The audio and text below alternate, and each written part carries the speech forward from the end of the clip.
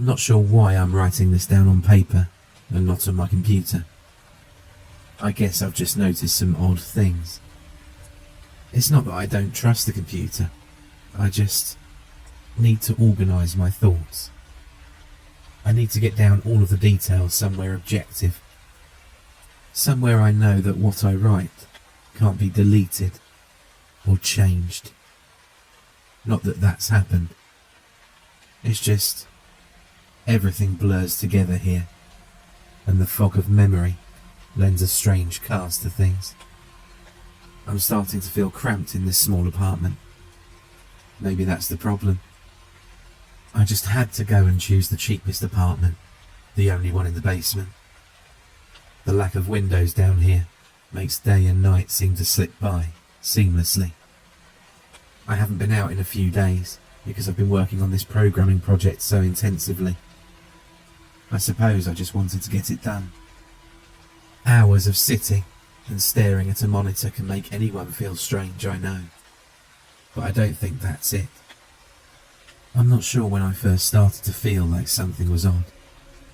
I can't even define what it is. Maybe I just haven't talked to anyone in a while. That's the first thing that crept up on me.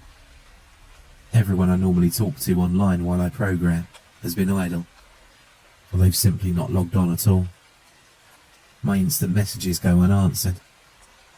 The last email I got from anyone was a friend saying he'd talk to me when he got back from the store, and that was yesterday. I'd call with my cell phone, but reception's terrible down here. Yeah, that's it. I just need to call someone. I'm going to go outside. Well, that didn't work so well. As the tingle of fear fades, I'm feeling a little ridiculous for being scared at all. I looked in the mirror before I went out, but I didn't shave the 2-day stubble I've grown. I figured I was just going out for a quick cell phone call. I did change my shirt though, because it was lunchtime, and I guessed that I'd run into at least one person I knew. That didn't end up happening. I wish it did. When I went out, I opened the door to my small apartment slowly. A small feeling of apprehension had somehow already lodged itself in me, for some indefinable reason. I chalked it up to having not spoken to anyone but myself for a day or two. I peered down the dingy grey hallway, made dingier by the fact it was a basement hallway. On one end, a large metal door led to the building's furnace room. It was locked, of course. 2 dreary soda machines stood by it. I bought a soda from one the first day I moved in, but it had a 2-year-old expiration date. I'm fairly sure no one knows these machines are even down here, or my cheap landlady just doesn't care to get them restocked. I closed my door softly and walked the other direction, taking care not to make a sound. I have no idea why I chose to do that, but it was fun giving in to the strange impulse to break the droning hum of the soda machines, at least for a moment. I got to the stairwell and took the stairs up to the building's front door. I looked through the heavy door's small square window and received quite the shock. It was definitely not lunchtime. City gloom hung over the dark street outside, and the traffic lights at the intersection in the distance blinked yellow. Dim clouds, purple and black from the glow of the city, hung overhead. Nothing moved, save the few sidewalk trees that shifted in the wind. I remember shivering, though I wasn't cold. Maybe it was the wind outside. I could vaguely hear it through the heavy metal door, and I knew it was that unique kind of late-night wind. The kind that was constant, cold and quiet, save for the rhythmic music it made as it passed through countless unseen tree leaves. I decided not to go outside. Instead, I lifted my cell phone to the door's little window and checked the signal meter. The bars filled up the meter, and I smiled. Time to hear someone else's voice, I remember thinking, relieved. It was such a strange thing, to be afraid of nothing. I shook my head, laughing at myself silently. I hit speed dial for my best friend Amy's number and held the phone up to my ear. It rang once, but then it stopped. Nothing happened. I listened to silence for a good 20 seconds and then hung up. I frowned and looked at the signal meter again. Still full.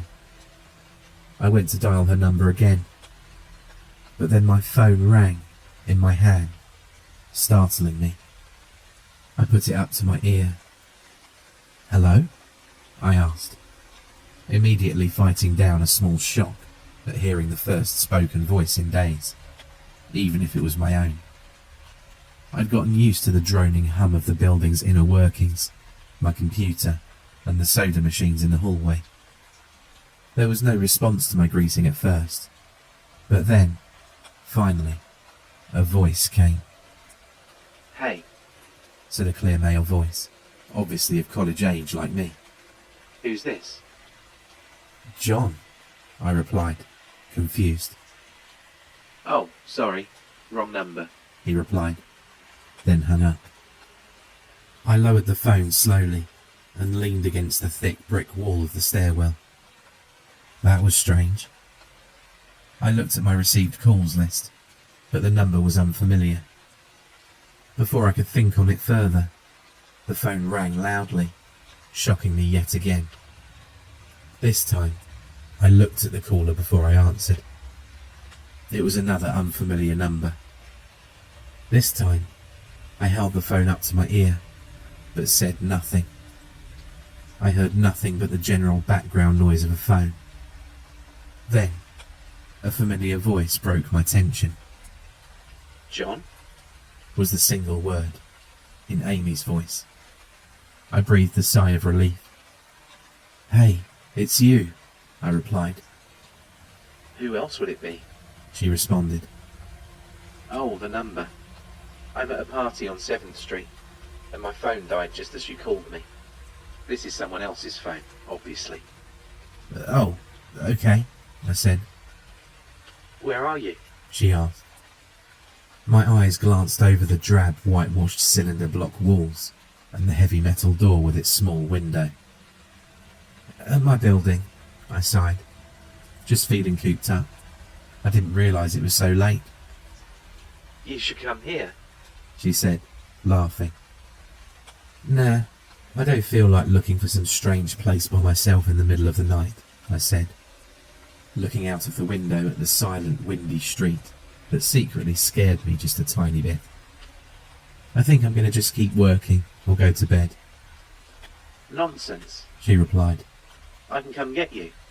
Your building is close to 7th Street, right?" "How drunk are you?" I asked light-heartedly. "You know where I live."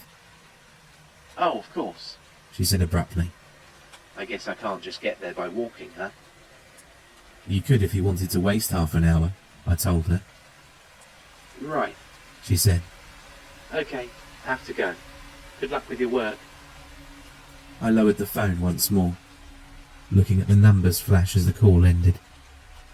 Then, the droning silence suddenly reasserted itself in my ears. The two strange calls and the eerie street outside just drove home my aloneness in this empty stairwell. Perhaps from having seen too many scary movies, I had the sudden inexplicable idea that something could look in the door's window and see me.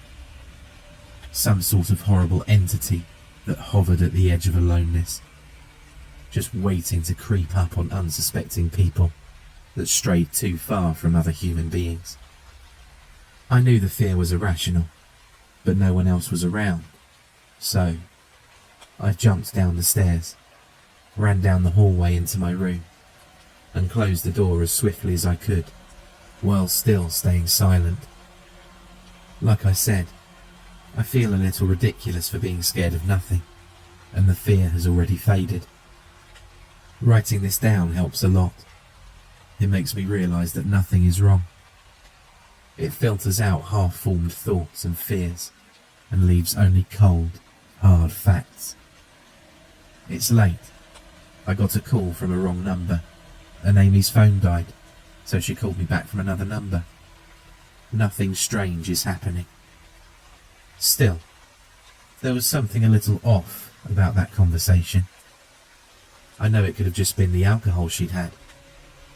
Or was it even her that seemed off to me? Or was it? Yes, that was it.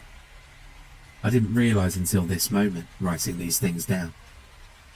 I knew writing things down would help. She said she was at a party, but I only heard silence in the background. Of course, that doesn't mean anything in particular, as she could have just gone outside to make the call. No, that couldn't be it either. I didn't hear the wind. I need to see if the wind is still blowing. Monday. I forgot to finish writing last night. I'm not sure what I expected to see when I ran up the stairwell and looked out the heavy metal door's window. I'm feeling ridiculous. Last night's fear seems hazy and unreasonable to me now. I can't wait to go out into the sunlight. I'm going to check my email, shave, shower, and finally get out of here. Wait. I think I heard something. It was thunder. That whole sunlight and fresh air thing didn't happen. I went out into the stairwell and up the stairs, only to find disappointment. The heavy metal door's little window showed only flowing water as torrential rain slammed against it. Only a very dim, gloomy light filtered in through the rain, but at least I knew it was daytime, even if it was a grey, sickly, wet day. I tried looking out the window and waiting for lightning to illuminate the gloom, but the rain was too heavy, and I couldn't make out anything more than vague, weird shapes, moving at odd angles in the waves washing down the window. Disappointed, I turned around, but I didn't want to go back to my room. Instead, I wandered further up the stairs, past the first floor and the second. The stairs ended at the third floor, the highest floor in the building. I looked through the glass that ran up the outer wall of the stairwell, but it was that warped, thick kind that scatters the light. Not that there was much to see through the rain to begin with. I opened the stairwell door and wandered down the hallway. The 10 or so thick wooden doors, painted blue a long time ago, were all closed. I listened as I walked, but it was the middle of the day, so I wasn't surprised that I heard nothing but the rain outside. As I stood there in the dim hallway, listening to the rain, I had the strange, fleeting impression that the doors were standing like silent granite monoliths, erected by some ancient forgotten civilization, for some unfathomable, guardian purpose. Lightning flashed, and I could have sworn that, for just a moment, the old grainy blue wood looked just like rough stone.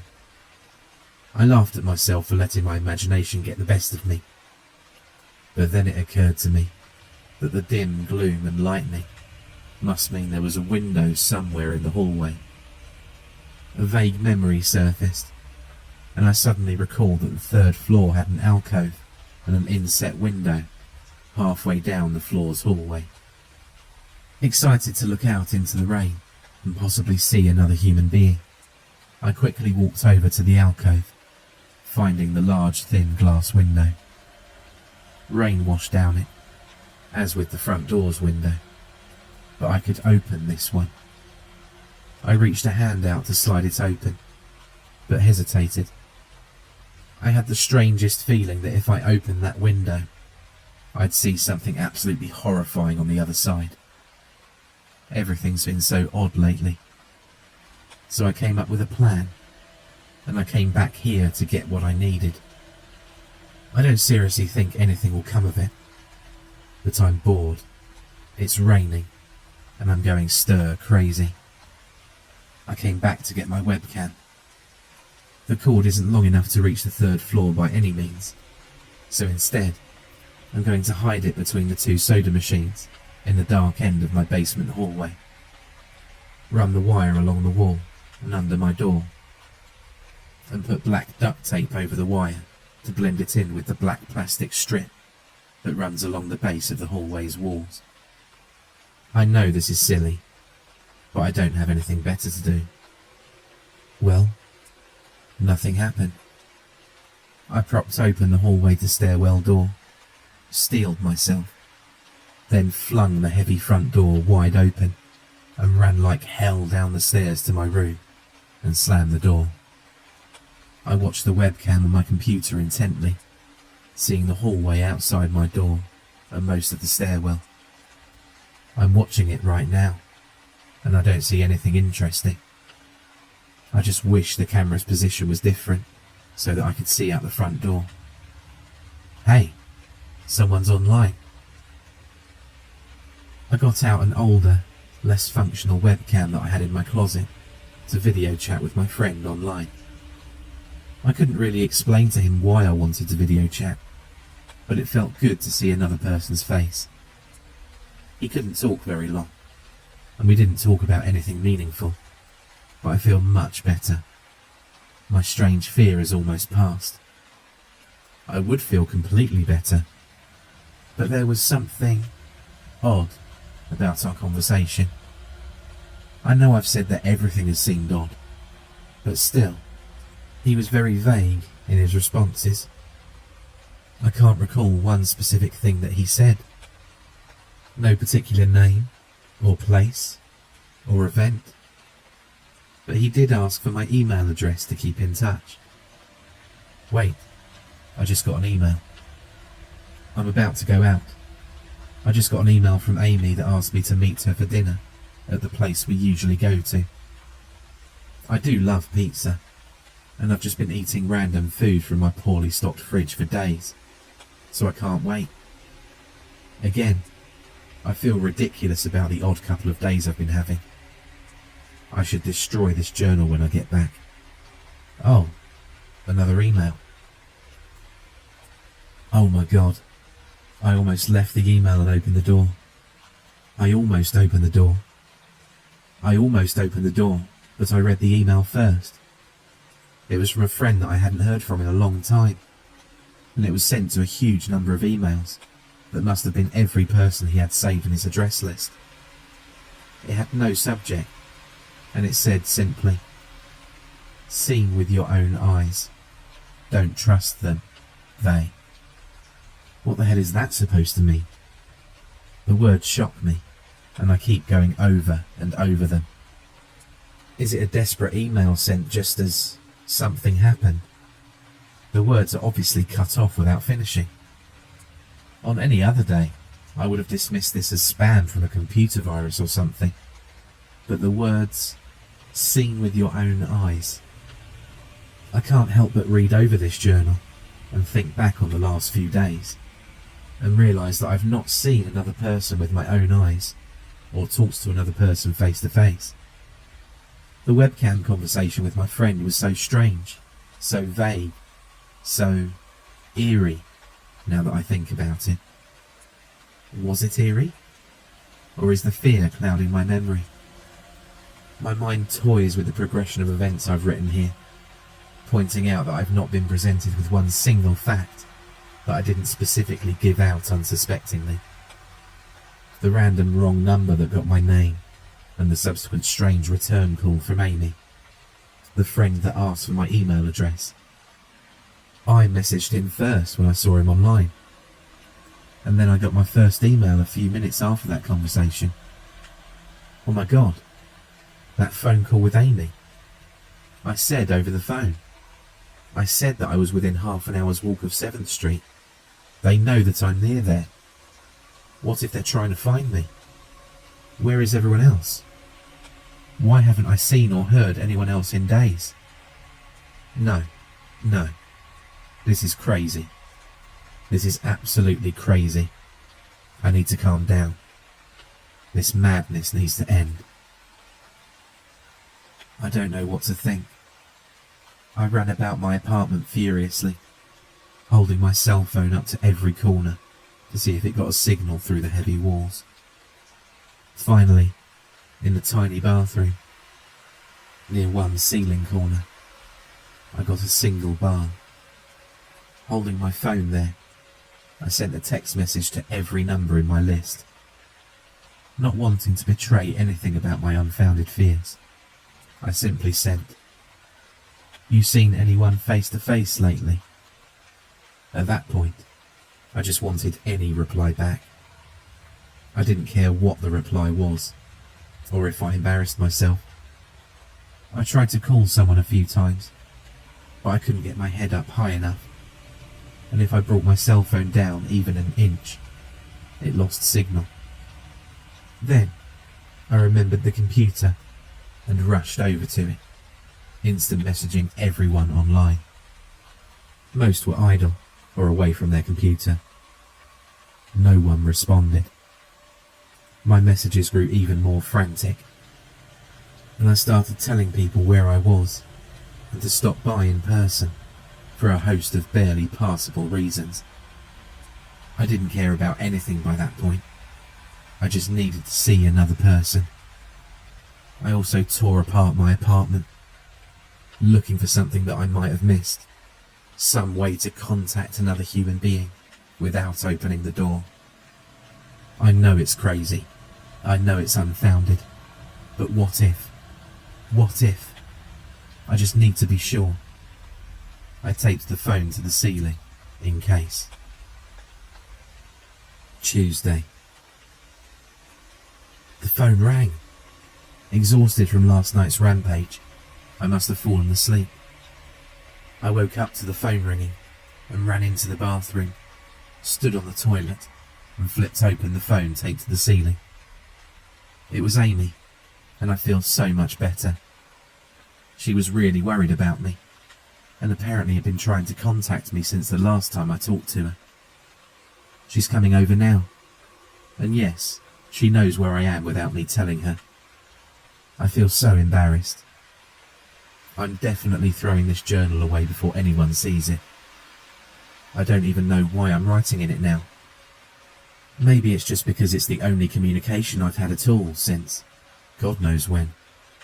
I look like hell too. I looked in the mirror before I came back in here. My eyes are sunken, my stubble is thicker, and I just look generally unhealthy. My apartment is trashed, but I'm not going to clean it up. I think I need someone else to see what I've been through.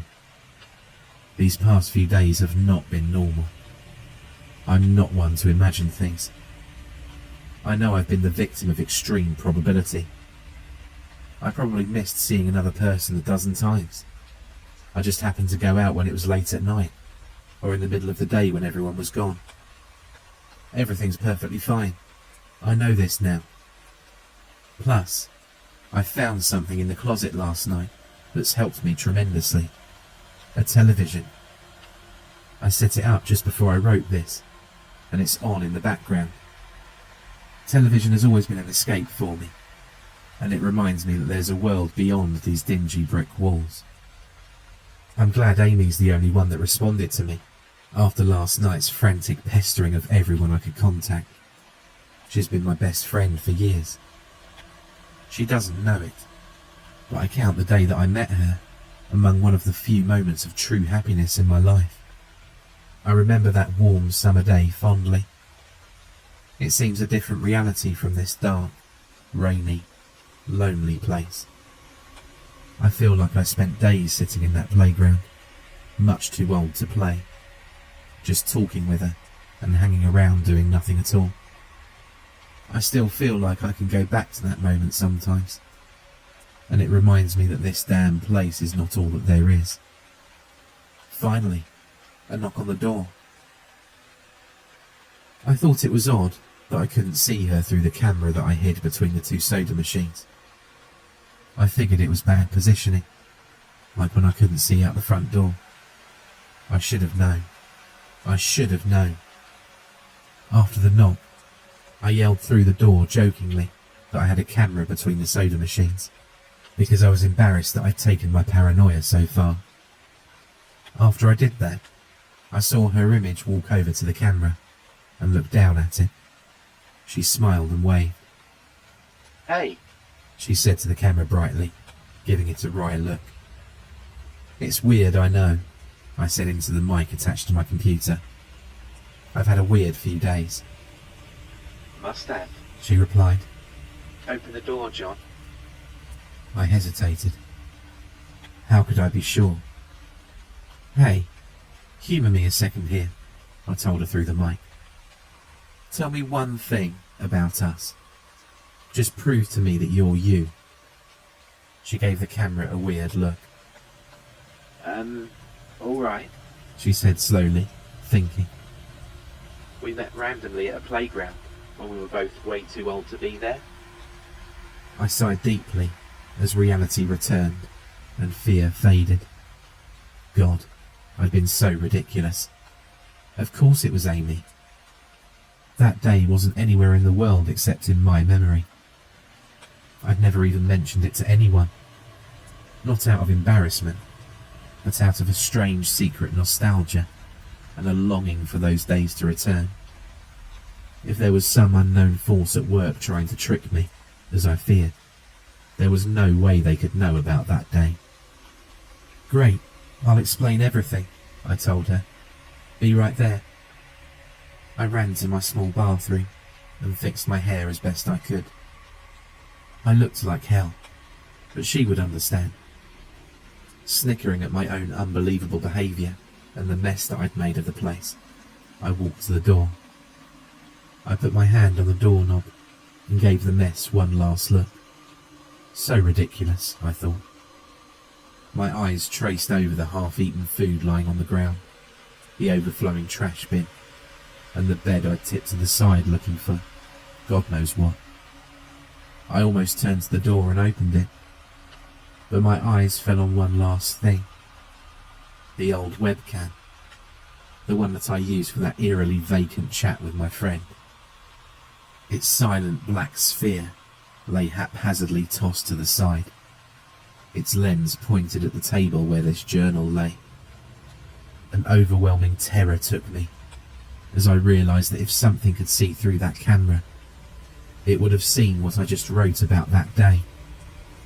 I asked her for any one thing about us, and she chose the only thing in the world that I thought they, or it, did not know. But it did. It did know. It could have been watching me the whole time. I didn't open the door. I screamed. I screamed in uncontrollable terror. I stomped on the old webcam on the floor. The door shook, and the doorknob tried to turn, but I didn't hear Amy's voice through the door. Was the basement door, made to keep out drafts, too thick? Or was Amy not outside? What could have been trying to get in, if not her? What the hell is out there? I saw her on my computer through the camera outside. I heard her on the speakers through the camera outside. But was it real? How can I know? She's gone now. I screamed and shouted for help. I piled up everything in my apartment against the front door. Friday. At least, I think it's Friday. I broke everything electronic. I smashed my computer to pieces. Every single thing on there could have been accessed by network access, or worse, altered. I'm a programmer, I know. Every little piece of information I gave out since this started, my name, my email, my location, none of it came back from outside until I gave it out. I've been going over and over what I wrote. I've been pacing back and forth, alternating between stark terror and overpowering disbelief. Sometimes I'm absolutely certain some phantom entity is dead set on the simple goal of getting me to go outside. Back to the beginning, with the phone call from Amy. She was effectively asking me to open the door and go outside. I keep running through it in my head. One point of view says I've acted like a madman, and all of this is the extreme convergence of probability. Never going outside at the right times by pure luck. Never seeing another person by pure chance. Getting a random nonsense email from some computer virus at just the right time. The other point of view says that extreme convergence of probability is the reason that whatever's out there hasn't gotten me already. I keep thinking, I never opened the window on the 3rd floor. I never opened the front door until that incredibly stupid stunt with the hidden camera, after which I ran straight to my room and slammed the door. I haven't opened my own solid door since I flung open the front door of the building. Whatever's out there, if anything's out there, never made an appearance in the building before I opened the front door. Maybe the reason it wasn't in the building already was that it was elsewhere getting everyone else, and then it waited until I betrayed my existence by trying to call Amy. A call which didn't work, until it called me and asked me my name. Terror literally overwhelms me every time I try to fit the pieces of this nightmare together. That email, short, cut off. Was it from someone trying to get word out? Some friendly voice, desperately trying to warn me before it came? Seen with my own eyes, don't trust them. Exactly what I've been so suspicious of. It could have masterful control of all things electronic, practicing its insidious deception to trick me into coming outside. Why can't it get in? It knocked on the door. It must have some solid presence. The door. The image of those doors in the upper hallway as guardian monoliths flashes back in my mind every time I trace this path of thought. If there is some phantom entity trying to get me to go outside, maybe it can't get through doors. I keep thinking back over all the books I've read, or movies I've seen, trying to generate some explanation for this. Doors have always been such intense foci of human imagination, always seen as wards or portals of special importance. Or perhaps the door is just too thick. I know that I couldn't bash through any of the doors in this building, let alone the heavy basement ones. Aside from that, the real question is, why does it even want me? If it just wanted to kill me, it could do it any number of ways, including just waiting until I starve to death. What if it doesn't want to kill me? What if it has some far more horrific fate in store for me? God, what can I do to escape this nightmare? A knock on the door. I told the people on the other side of the door, I need a minute to think and I'll come out. I'm really just writing this down so I can figure out what to do. At least this time, I heard their voices. My paranoia, and yes, I recognise I'm being paranoid, has me thinking of all sorts of ways that their voices could be faked electronically. There could be nothing but speakers outside, simulating human voices. Did it really take them 3 days to come talk to me? Amy is supposedly out there, along with 2 policemen and a psychiatrist. Maybe it took them 3 days to think of what to say to me. The psychiatrist's claim could be pretty convincing. If I decided to think that this has all been a crazy misunderstanding, and not some entity trying to trick me into opening the door.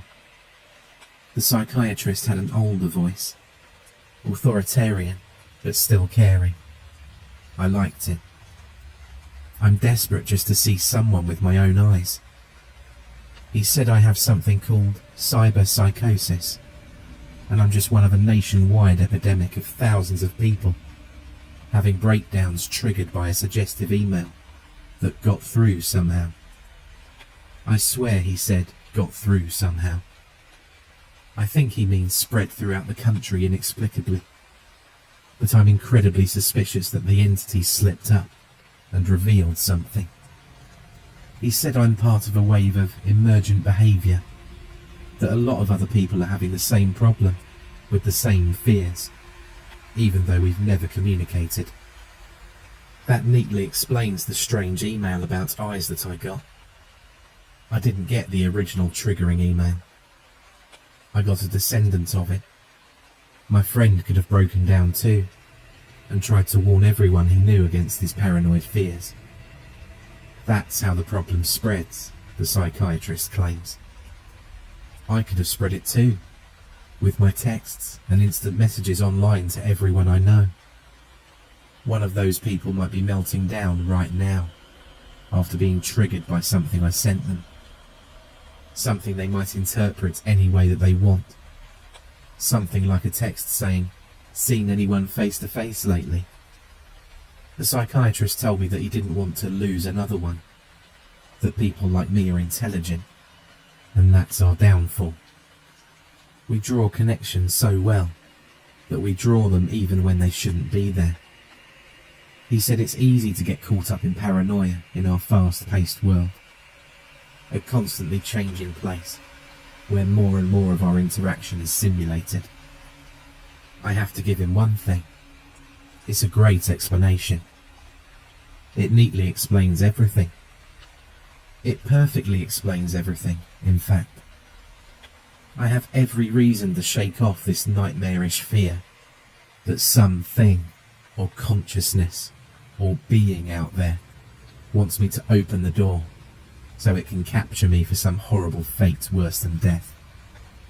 It would be foolish, after hearing that explanation, to stay in here until I starve to death, just to spite the entity that might have got to everyone else. It would be foolish to think that after hearing that explanation, I might be one of the last people left alive on an empty world, hiding in my secure basement room, spiting some unthinkable deceptive entity just by refusing to be captured. It's a perfect explanation for every single strange thing I've seen or heard, and I have every reason in the world to let all of my fears go and open the door. That's exactly why I'm not going to. How can I be sure? How can I know what's real and what's deception? All of these damn things with their wires and their signals that originate from some unseen origin. They're not real. I can't be sure.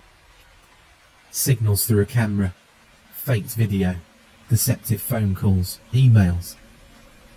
Even the television, lying broken on the floor. How can I possibly know it's real? It's just signals, waves, light. The door. It's bashing on the door. It's trying to get in. What insane mechanical contrivance could it be using to simulate the sound of men attacking the heavy wood so well? At least I'll finally see it with my own eyes. There's nothing left in here for it to deceive me with.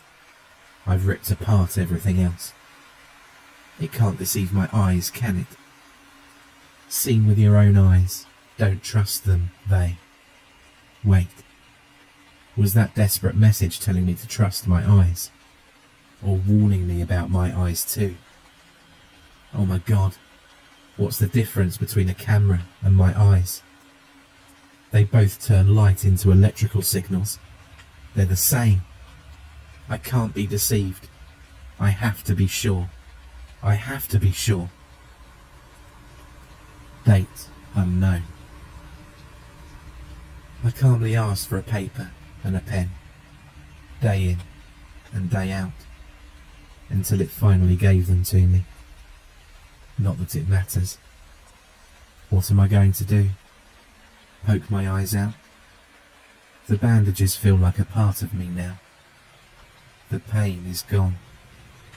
I figure this will be one of my last chances to write legibly, as without my sight to correct mistakes, my hands will slowly forget the motions involved. This is a sort of self-indulgence, this writing. It's a relic of another time, because I'm certain everyone left in the world is dead, or something far worse. I sit against the padded wall, day in, day out. The entity brings me food and water. It masks itself as a kind nurse, as an unsympathetic doctor. I think it knows that my hearing has sharpened considerably now that I live in darkness.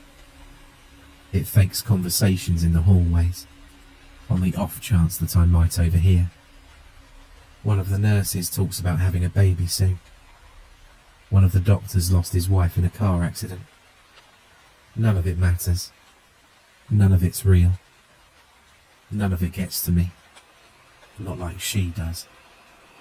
That's the worst part. The part I almost can't handle. The thing comes to me, masquerading as Amy. Its recreation is perfect. It sounds exactly like Amy, feels exactly like her. It even produces a reasonable facsimile of tears that it makes me feel on its lifelike cheeks. When it first dragged me here, it told me all the things I wanted to hear.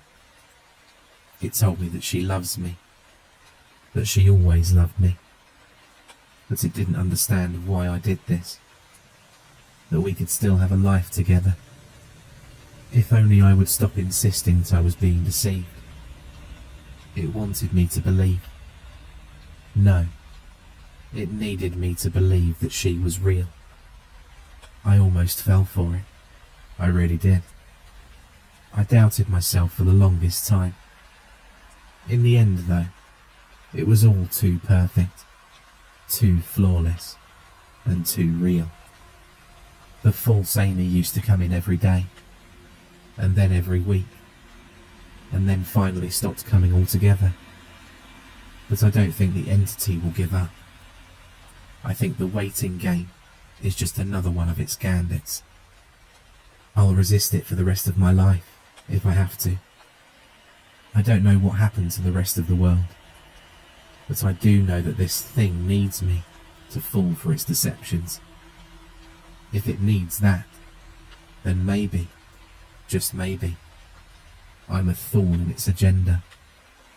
Maybe Amy is still alive out there, somewhere, kept alive only by my will to resist the deceiver.